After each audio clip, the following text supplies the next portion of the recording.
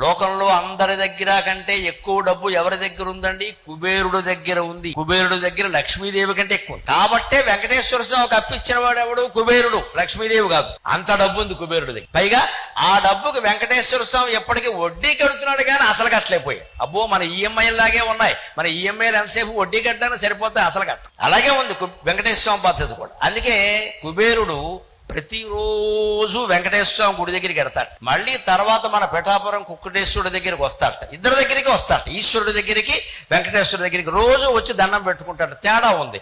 వెంకటేశ్వర స్వామి దగ్గరికి ఎందుకు వెడతారంటే బాకీ వసూలు చేసుకోవడానికి. శివుడి దగ్గరికి ఎందుకు వస్తారంటే ఆ డబ్బు పుచ్చుకోవడానికి. ఇస్తాడు కాబట్టి. శివుడు ఇచ్చేవాడు, వెంకటేశ్వర స్వామి బాకీ ఇచ్చేవాడు. అక్కడ బాకీ వసూలు చేసుకుంటాడు, ఇక్కడ అడిగి పుచ్చుకుంటాడు. అలాగే కుబేరుడికి అంత సంపద ఇచ్చింది శివుడు. అది కాశీఖండంలో గుణనిధి కథలో ఉంటుంది. 10,000 ఏళ్ళు తపస్సు చేస్తే కుబేరత్వం ఇచ్చాడు.